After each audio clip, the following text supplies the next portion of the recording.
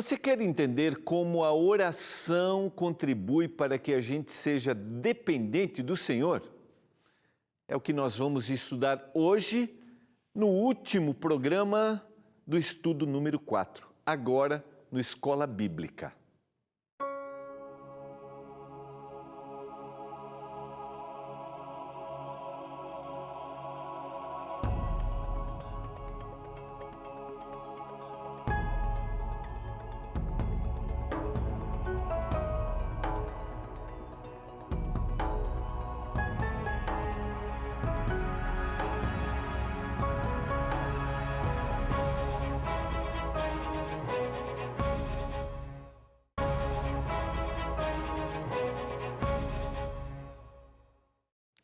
Olá, tudo bem com você? Que privilégio estarmos juntos mais uma vez.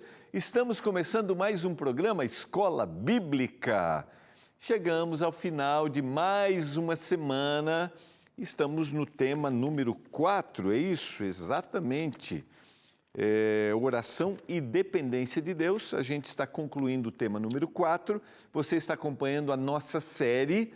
Se você está ligando pela primeira vez, esse é o programa Escola Bíblica e aqui a gente tem a oportunidade de estudar os guias de estudos que são preparados pelo Departamento Escola Bíblica que a gente tem aqui na Novo Tempo.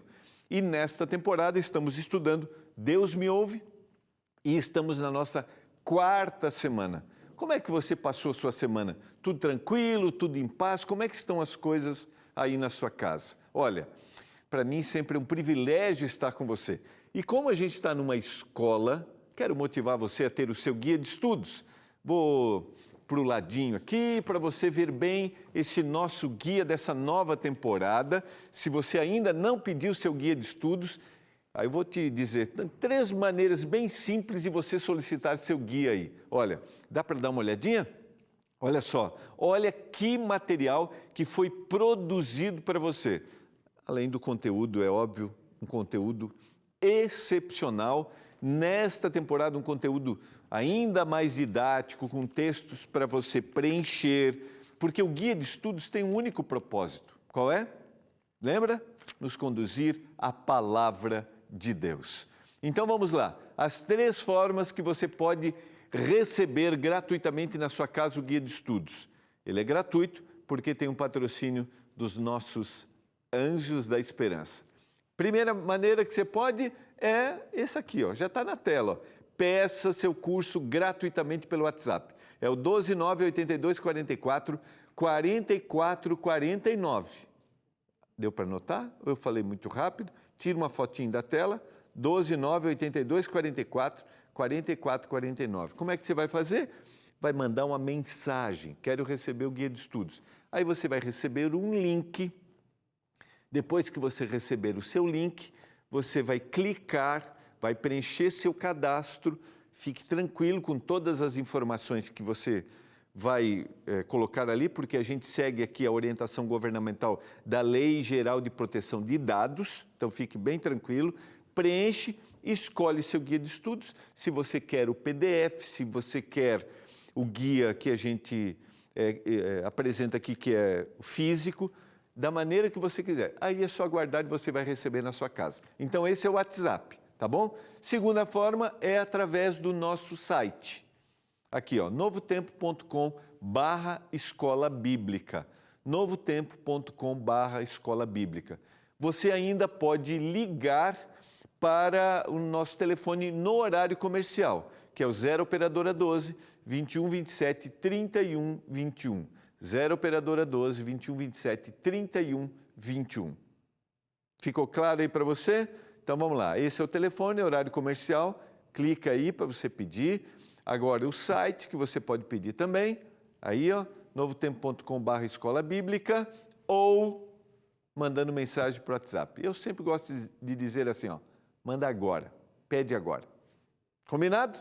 Lembrando a você também que como nós estamos numa escola, nós gostamos de gerar aquela interação.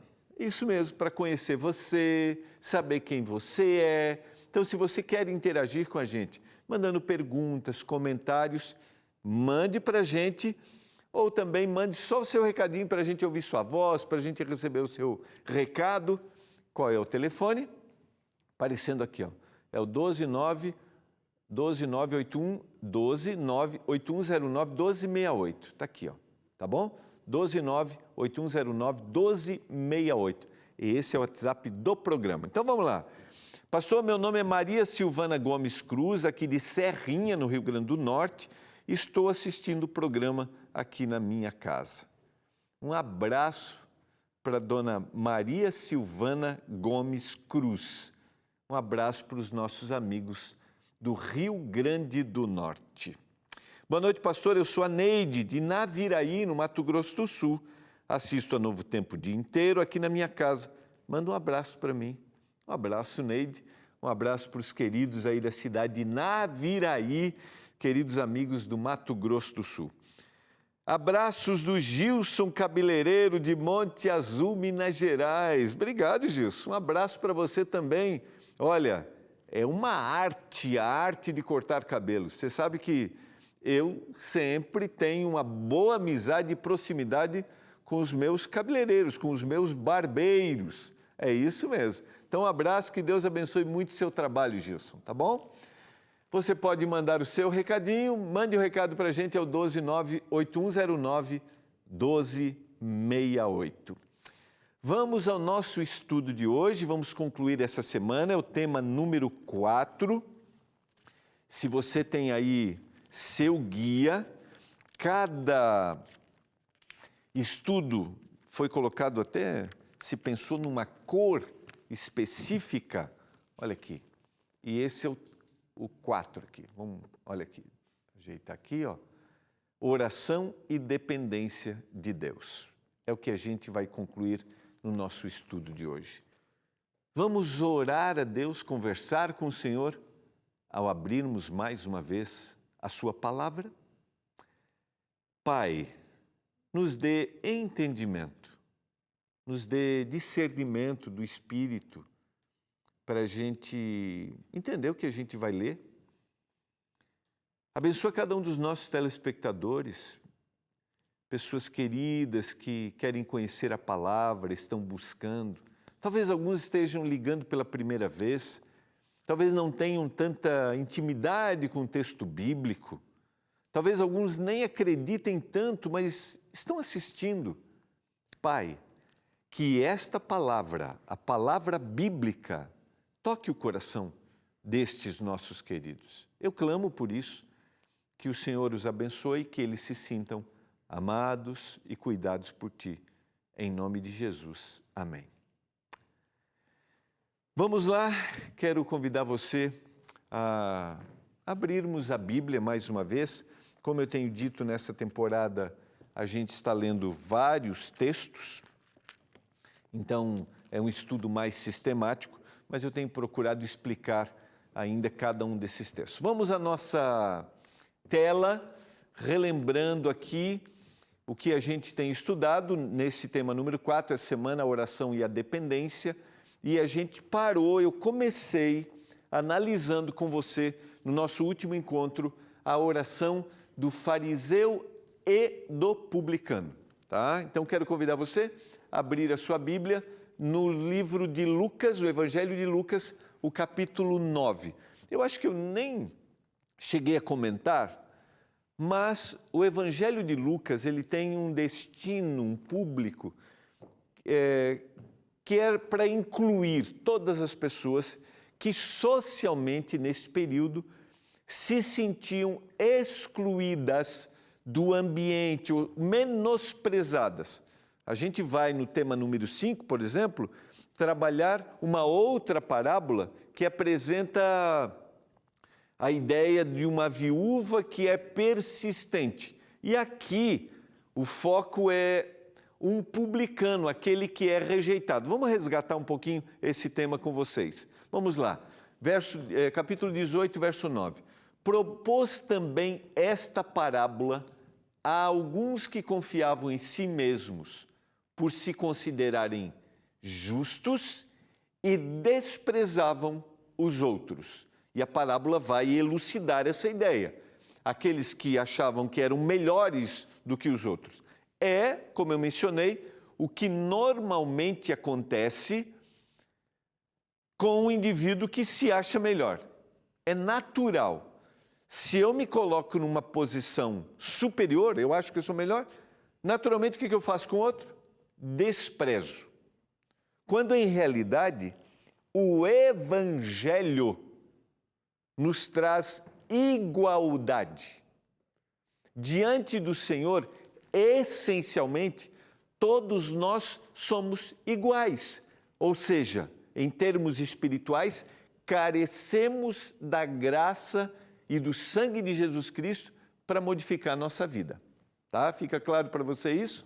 Vamos lá. Então, esse é o foco da parábola. 2 homens subiram ao templo com o propósito de orar. Um fariseu e o outro publicano. E a gente já viu essa definição, mas só para recordar, os fariseus eram separatistas, originalmente a palavra tem essa ideia, né? Um grupo religioso judaico de nível mais alto de piedade entre os judeus. Os publicanos eram cobradores de impostos, judeus, considerados traidores. Por quê? Porque eles eram intermediários do Império Romano, cobrando dos seus próprios irmãos, o que os judeus achavam injusto, porque eles tinham supostamente a eleição. Considerados traidores, nível mais baixo da piedade entre os judeus, aqueles que mais careciam da graça. O fariseu, diz o verso 11, posto em pé, orava para si mesmo. Desta forma, ó Deus, graças te dou, porque não sou como os demais homens, roubadores, injustos e adúlteros, nem ainda como este publicano. Então, o foco da oração estava nele mesmo. Verso 12. Eu ainda jejuo 2 vezes por semana e dou dízimo de tudo quanto ganho. Aqui tem um aspecto interessante para a gente considerar. Não há nenhum problema no ato de jejuar, ainda que ele não precisava fazer isso semanalmente, tá? Tá tudo bem no ato de jejuar. E ele cumpria a orientação, dava seu dízimo de tudo que possuía. Agora, vamos lá, jejuar e dar o dízimo, tá tudo bem. O problema estava onde? Estava em achar que essas coisas o tornavam melhor do que qualquer pessoa, inclusive do publicano. Qualquer ato que eu considere meritório, ou seja, me traz méritos diante de Deus, não possui valor nenhum. Não. Os atos que são corretos, eles têm essencialmente uma motivação espiritual. É o Senhor que está produzindo isso em mim. Não é mérito meu. Agora, verso seguinte, 13, o publicano estando em pé, longe, não ousava nem ainda levantar os olhos ao céu, mas batia no peito dizendo, ó Deus, sê propício a mim, pecador. Eu vou para o intervalo e na volta nós vamos fazer essa breve comparação e reflexão. Um que se acha melhor e outro que reconhece sua natureza. Eu já volto.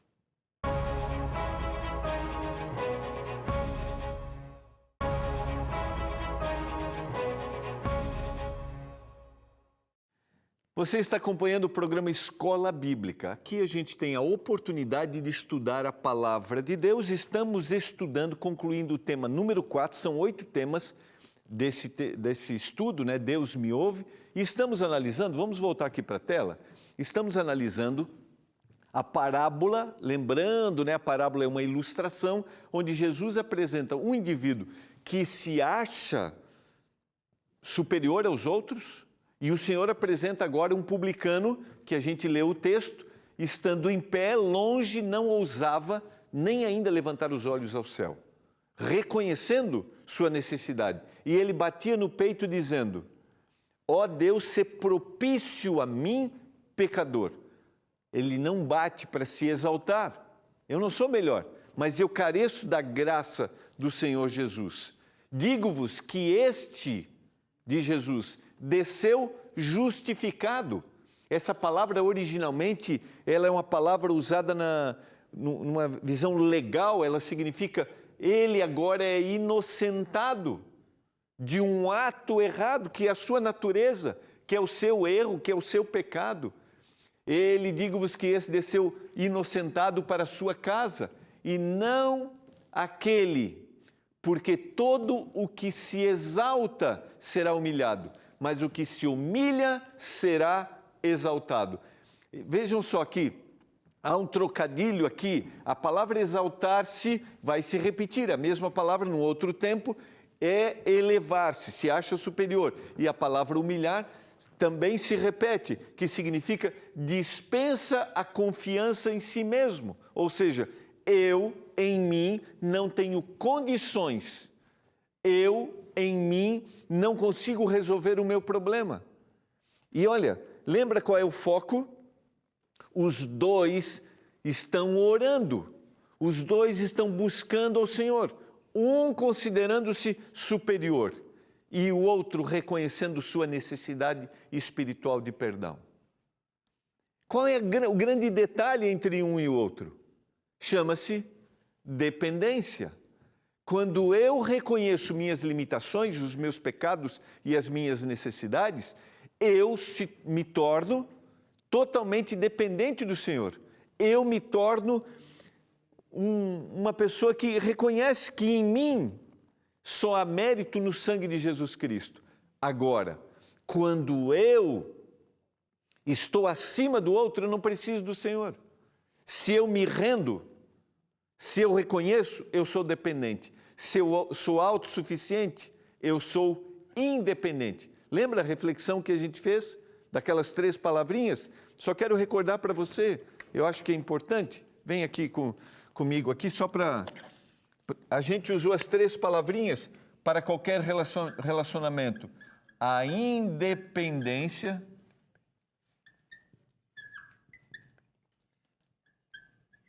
só veja aí para mim se eu coloco.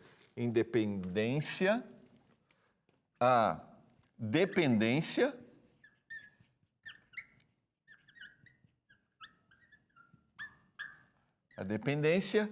e eu usei a palavra interdependência.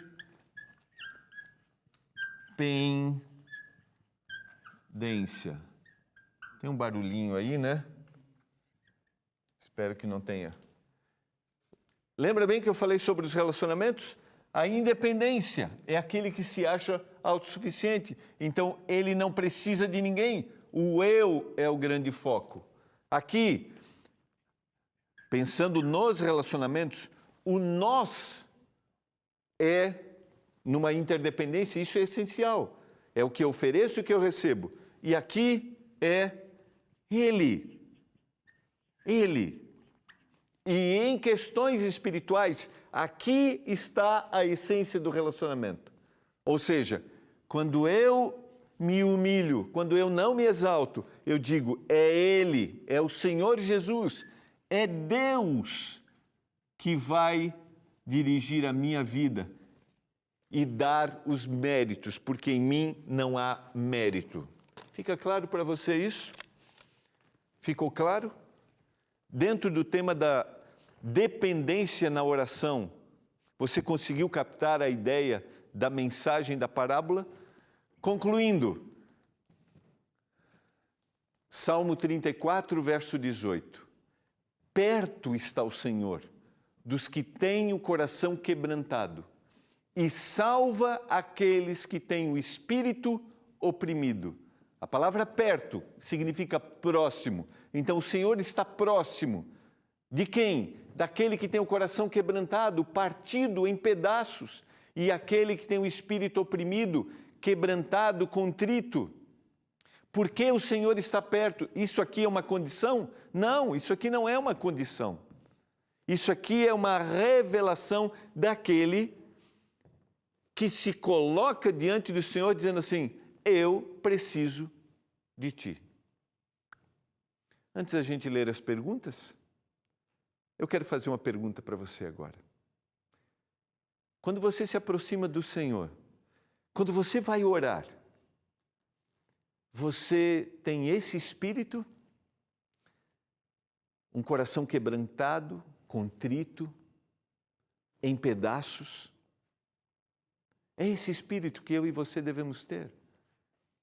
Reconhecermos, não importa do jeito que ficamos, do jeito que estamos, não importa do jeito que as circunstâncias da vida nos deixaram, não importa. Não importa como ficamos, importa que nós nos rendemos, ainda que o coração esteja em pedaços, esteja destruído. O Senhor está perto de você. Por isso, sinta-se acolhido, amparado e abraçado pelo Senhor. Eu quero concluir o estudo lendo com você rapidamente, só de forma didática, isso aí está no seu guia.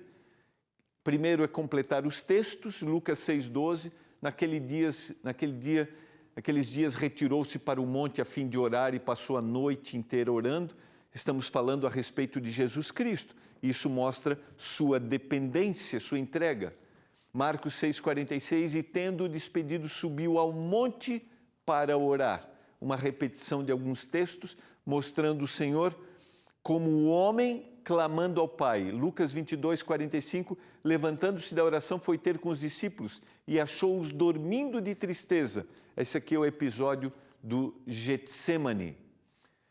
Filipenses capítulo 2, de 5 a 8, nós analisamos esse texto e aqui a sugestão: encontre o motivo pela qual Jesus precisava orar, porque ele se esvaziou e ele assumiu uma forma de servo, de ser humano, ou seja, ele foi obediente até a morte e morte de cruz. Então ele só passaria por essa situação se ele reconhecesse que precisava do Pai, sendo totalmente dependente do Pai. Mais textos para completar, Lucas 18, verso 9, aqui sobre a parábola que a gente acabou de analisar, propôs também essa parábola a alguns que confiavam em si mesmos por se considerarem justos e desprezavam os outros. 6, que diferença você consegue ver na atitude e nas palavras do fariseu e do publicano quando eles oravam no templo? A gente acabou de analisar, acho que fica claro para você. O fariseu autossuficiente, eu sou melhor do que o outro, e o publicano com o coração contrito, reconhecendo, eu preciso do Senhor. Estou simplificando a resposta, tá? Os textos estão aí no seu guia de estudos. Segundo Jesus, qual o resultado da atitude do fariseu e do publicano? Lembra? Que aquele que se exalta vai ser humilhado, mas aquele que se humilha será exaltado. Lembra bem, aqui é uma questão espiritual. O texto está falando sobre necessidade de reconhecer que precisa do perdão do Senhor. Por isso, o publicano foi inocentado, ou seja, como pecador, ele recebeu perdão, porque Jesus pagou a sua culpa na cruz do Calvário. Essas reflexões são muito interessantes para a gente e nós chegamos à conclusão com uma decisão. Todos nós precisamos tomar todos os dias. Eu reconheço minha dependência de Deus e eu peço que Ele me conceda um coração sempre humilde, contrito na sua presença. Você deseja isso? Você quer nesse momento? Você quer dizer, Senhor, eu reconheço que em mim não há suficiência. Eu reconheço que em mim não há poder para transformar, para realizar, para conquistar o céu, a eternidade. Por isso, hoje, eu me humilho diante do Senhor. Você deseja isso? Você deseja abrir o seu coração, ter um coração contrito, quebrado e pedir, Senhor, me ajuda? Eu quero orar nesse momento por você, para que o Senhor nos dê humildade, para que a gente reconheça que precisamos do Salvador. Vamos orar por isso? Pai, Se em algum momento a gente se acha autossuficiente e a gente vive independente de Ti, nos ajude, Pai, nestes momentos, pelo poder do Espírito, a retornarmos para a cruz do Calvário, nos curvarmos diante do Senhor, reconhecemos nossa pecaminosidade para recebermos o perdão. Que cada um de nós tenha esse desejo no coração. E obrigado, Pai, porque o Senhor nos concede o Teu perdão e uma nova vida. Em nome de Jesus. Amém.